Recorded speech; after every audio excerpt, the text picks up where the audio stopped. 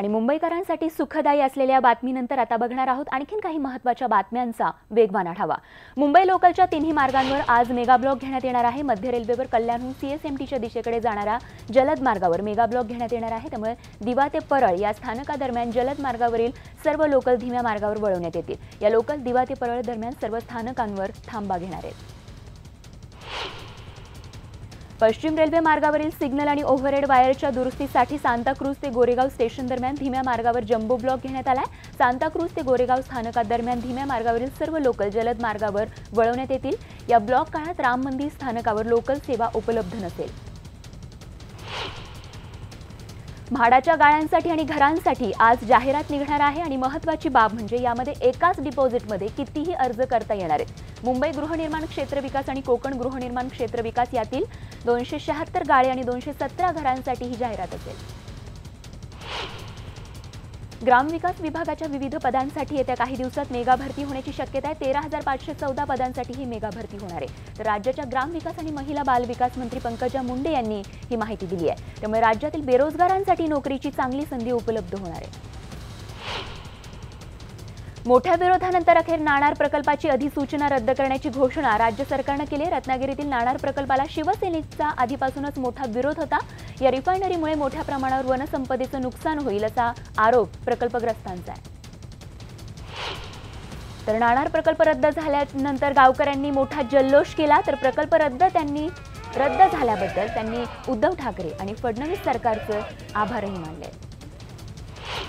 नाणार प्रकल्पाची अधिसूचना रद्द झाल्याचं जाहीर होताच रत्नागिरी शिवसैनिक आणि आमदार राजन साळवी यांनी फटाके फोडून जल्लोष केलाय। तसंच रत्नागिरीकरांना पेढे वाटून आनंद साजरा करण्यात आला। निवडणुकांच्या तोंडावर फडणवीस सरकारने धनगर आरक्षणाबाबत सुवर्णमध्य काढण्याचा पुरेपूर प्रयत्न केलाय। धनगरांना आदिवासींमध्ये आरक्षण देणं अशक्य असल्यानं धनगर समाजाला आदिवासींप्रमाणे सवलती देण्याचा महत्त्वाचा निर्णय सरकारने घेतलाय। तर मंत्री गटाच्या बैठकीत ही घोषणा करण्यात आली आहे। धनगरांना आदिवासींमध्ये आरक्षण देण्याची मागणी धनगर समाजाची आहे। मात्र टीसच्या अहवालात धनगरांचा आदिवासींमध्ये समावेश करणं शक्य नसल्याचं म्हटलंय। आदिवासी जमातीतील धनगर ही जमात म्हणजेच धनगर असल्यानं आदिवासींचं आरक्षण मिळावं अशी मागणी केली जाते आहे। बालाकोटमध्ये भारतीय हवाई दलाचा हल्ला झालाच नाही असा कांगावा करणाऱ्या पाकिस्तानची पोलखोल झाली आहे। बालाकोटमध्ये हल्ला झाल्याची कबुली खुद्द जैशच्या म्होरक्या मसूद अझहरच्या भावानंच दिली आहे। तर मसूदच्या भावानं पाकिस्तानमध्ये केलेल्या भाषणात हल्ल्याबद्दल भारताला दोष दिलाय आणि बदला घेण्याचीही भाषा केली। तसंच विंग कमांडर अभिनंदन वर्धमान यांना सोडल्याबद्दल इम्रान खान सरकारवरही त्यांनी टीका केली आहे।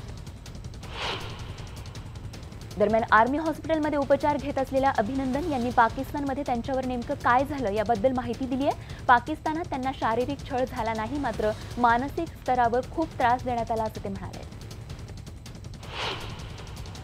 विंग कमांडर अभिनंदन वर्धमान यांची संरक्षण मंत्री निर्मला सीतारामन यांनी भेट घेतली। त्यावेळी त्यांच्यासोबत लष्करी अधिकारी आणि कुटुंबीय उपस्थित होते।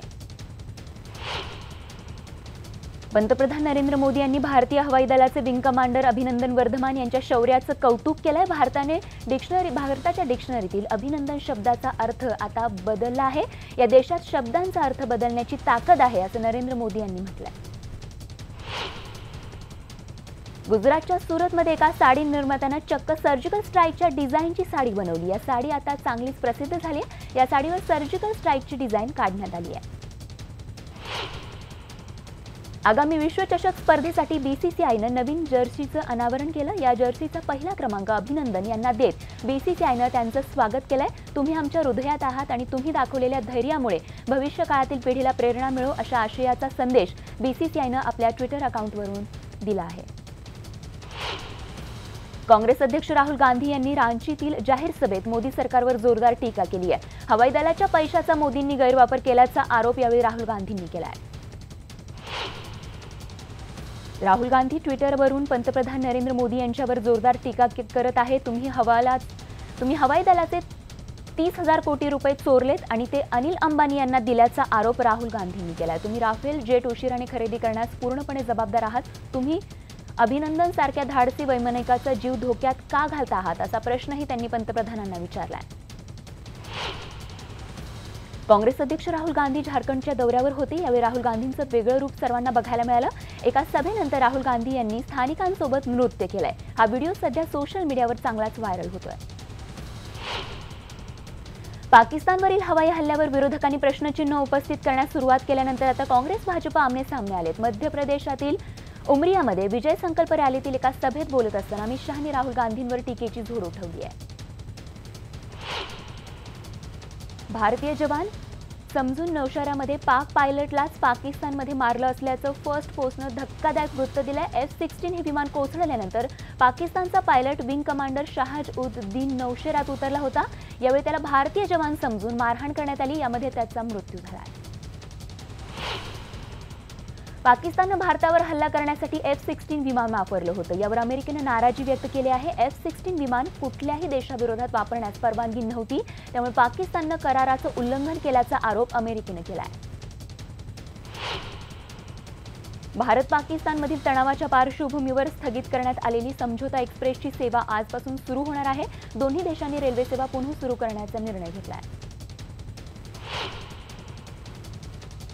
पश्चिम आणि मध्य रेल्वेला हाय अलर्ट जारी करण्यात आलाय। गुप्तचर यंत्रणांनी दिलेल्या माहितीनंतर पश्चिम रेल्वेवरील सर्व स्थानकांवर सुरक्षा वाढवण्यात आली आहे। त्यामुळे प्रवास करताना संशयास्पद वस्तू किंवा व्यक्ती दिसल्यास तातडीनं पोलिसांना कळवण्याचं आवाहन पोलिसांकडून करण्यात आलंय। आयसीआयसीआय बँकेच्या चंदा कोचर आणि व्हिडिओकॉनचे VN धूत यांची चौकशी करण्यात आली। व्हिडिओकॉन कंपनीनं घेतलेल्या कर्जाप्रकरणी ईडी मार्फत ही चौकशी झाली। याआधी चंदा कोचर आणि धूत यांच्या औरंगाबाद आणि मुंबईतल्या 12 ठिकाणांवर छापे देखील मारण्यात आले। भिवंडी ठाणे रोडवरील काल्हेरजवळील पोलीस चौकीजवळ धावत्या कारला आग लागली। चालकाने या ठिकाणी वेळीच तिथून पळ काढला कारमधून, त्यामुळे सुदैवाने यामध्ये कोणतीही जीवितहानी झालेली नाहीये। तर या आगीचं कारण अद्याप समजू शकलेलं नाहीये। मुंबईतील साकी नाक्याच्या रॉयल फॅब्रिकेशन कारखान्यात खिशात मोबाईलचा स्फोट झाल्याची घटना घडली। सुदैवाने या घटनेत तरुणाला गंभीर दुखापत झालेली नाही। खिशात मोबाईलचा स्फोट होतानाची ही संपूर्ण घटना सीसीटीव्हीत कैद झाली आहे।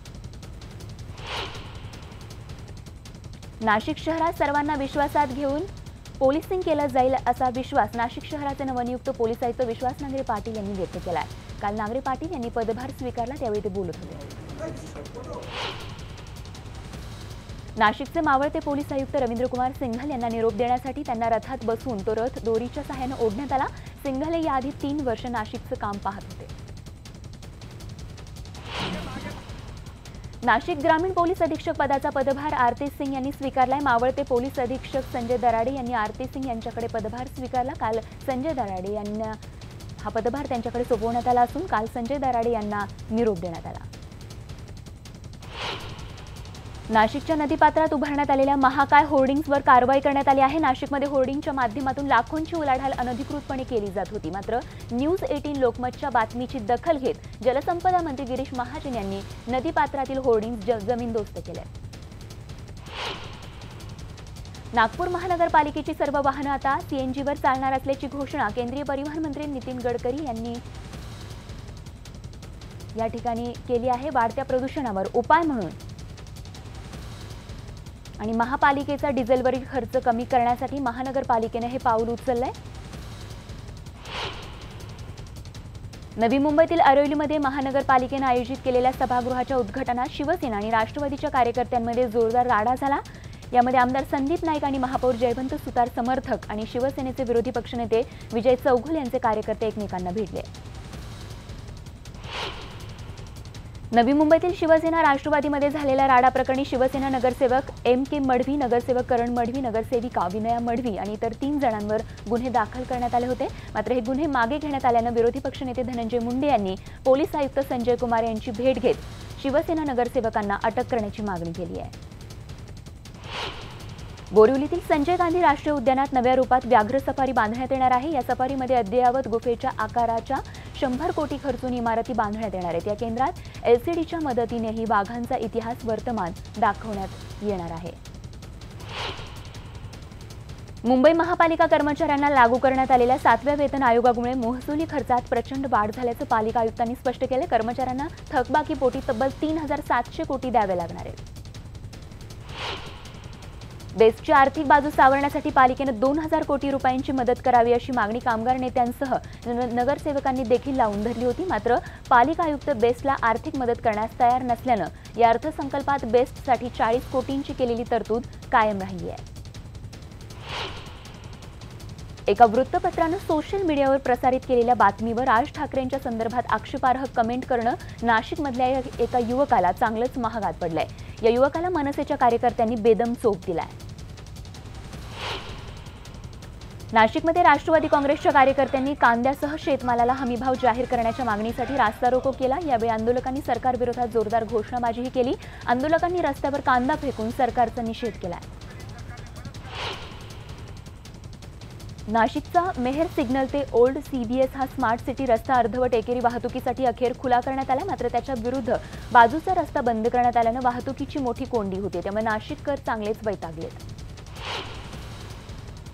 मुंबई विद्यापीठ तक्रार निवारणासंदर्भात एकरूप परिनियम तयार करण्यात आलेला आहे आणि त्यानुसार विद्यापीठ स्तरावर लोकपाल नियुक्त केला जाणार आहे। तर महाराष्ट्र हे विद्यापीठ स्तरावर लोकपाल नियुक्त करणारं देशातलं पहिलंच राज्य ठरणार आहे।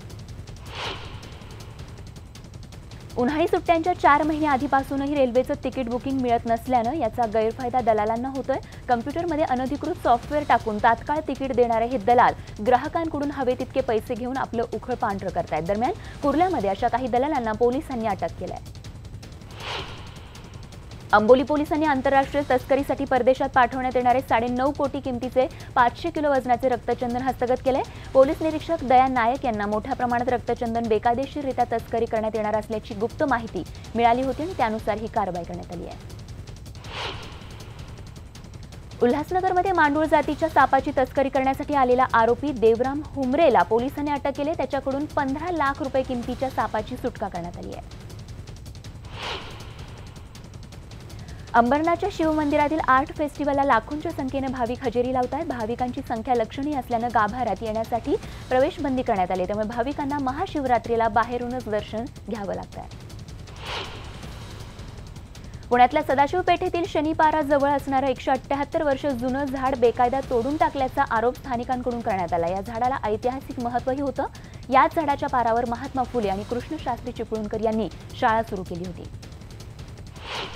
नकली CBI ऑफिसर असल्याची बतावणी करून लोकांकडून विदेशी चलन बदलून देणाऱ्या 2 भामट्यांना दिंडोशी पोलिसांनी अटक केली। लोकांना धमकावून आपण CBI आणि क्राईम ब्रांच अधिकारी असल्याचं सांगून ते नागरिकांकडून पैसे लुटायचे। त्यांच्यावर मुंबईच्या विविध भागात गुन्हे नोंदवण्यात आले होते। लोकसभा निवडणुकीसाठी RBIला 2 जागा द्या अशी मागणी रामदास आठवले यांनी केली। दरम्यान रामदास आठवले हे युतीत नाराज असल्यानं ते राष्ट्रवादीचे ज्येष्ठ नेते छगन भुजबळ यांची भेट घेणार आहेत।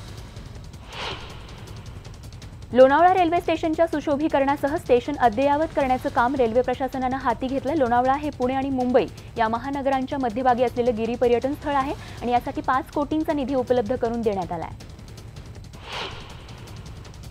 वडगाव इथल्या गड भटकंती दुर्ग संवर्धन संस्था आणि पुण्यातील शिवदुर्ग संवर्धन संस्था गेल्या 10 वर्षांपासून मावळ तालुक्यातल्या तिकोना किल्ल्यावर विकासाची छोटी मोठी कामं करत आहे। यावेळी कोणत्याही सरकारी मदतीशिवाय केवळ लोकसहभागातून गडाचा संपूर्ण कायापालट करण्याचा ध्यास या संस्थांनी घेतला आहे। पिंपरी चिंचवड महापालिकेतील तिजोरीच्या चाव्या मिळवण्यासाठी सत्ताधारी भाजपमध्येच रस्सीखेच सुरू झाली आहे। स्थायी समिती अध्यक्षपदासाठी पक्षातर्फे दिले गेलेल्या अधिकृत उमेदवाराविरुद्ध बंडखोरी करत भाजपच्याच नगरसेवक शीतल शिंदे यांनी स्थायी अध्यक्षपदाच्या निवडणुकीत अर्ज भरलाय।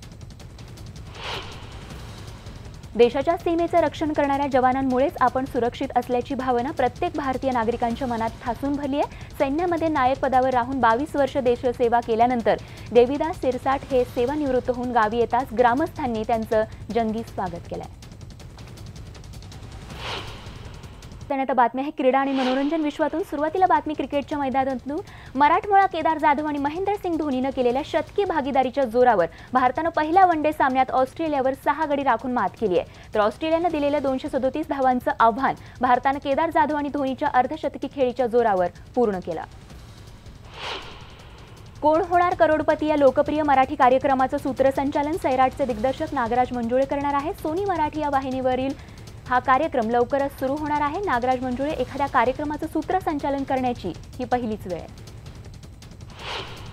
फोर्ब्स इंडियानं महिला दिनाच्या पार्श्वभूमीवर डब्ल्यू पॉवर ट्रेल ब्लेझर्स 2019ची यादी जाहीर केली आणि या यादीमध्ये अशा महिलांचा समावेश करण्यात आला आहे ज्यांनी साधारणपणे पुरुषप्रधान क्षेत्रांमध्ये आपला वेगळा ठसा उमटवलाय। या यादीमध्ये पहिला क्रमांक पटकावला आहे प्रियांका चोप्रा जोनास हिनं। आणि बातमीसोबतच बुलेटिनमध्ये वेळ झाली तेच थांबण्याची। ताज्या बातम्यांसह लगेचच भेटतोय गावाकडच्या बातम्यांमध्ये, तेव्हा बघत राहा फक्त न्यूज 18 लोकमत।